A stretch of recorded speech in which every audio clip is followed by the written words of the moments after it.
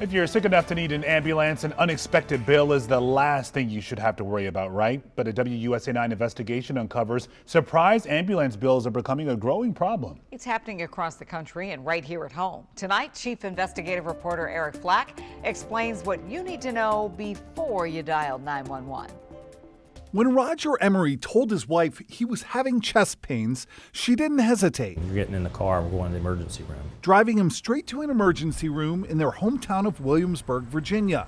Doctors ruled out a heart attack, but wanted to send him for testing at another hospital 20 minutes away. I could have just driven myself to the hospital, or my wife could have taken me. She works at the regional hospital anyway.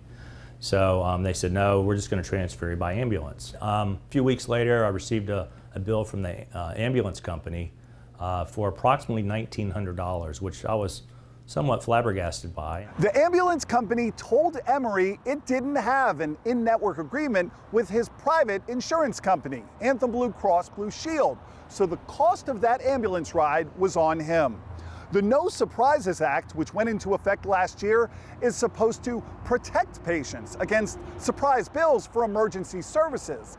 But the law doesn't cover ground ambulance rides, a little-known loophole to many, including Emery. And it's all ironic because what do you do for a living? I'm a surgeon. I operate at the hospital I was in as a patient. This 2022 report from the U.S. Public Interest Research Groups found that privately insured patients in the U.S. shell out a whopping $129 million on surprise ambulance bills every year. So this is the bill that they sent to us. Stephanie Trendowski showed our Indianapolis affiliate, WTHR, the bill she got in the mail after her 6-year-old daughter was transported from an emergency room to a pediatric intensive care unit. It was shocking to see that it was almost $10,000 to take my child 37 miles. I can't imagine being one of these families and being in this situation. Right, they're making really difficult choices. Patricia Kelmar is leading the U.S. Public Interest Research Group's fight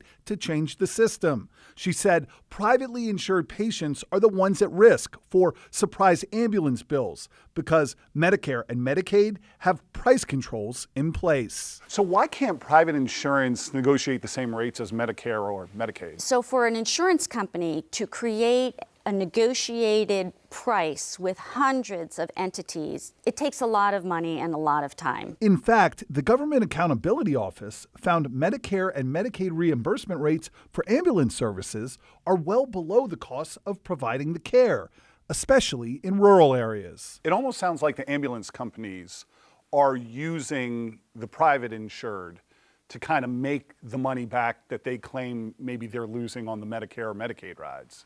I think that's right. In a statement, the American Ambulance Association seemed to echo that, blaming underpayments from private insurance companies for the problems, telling us, quote, "We are fighting to take the patient out of the middle and make sure that we have fair and equitable reimbursement so that we maintain a healthy 911 emergency response system for all of our communities." Leading to some surprising advice from Dr. Emery. So if you have an option of not to take an ambulance, you might choose that option.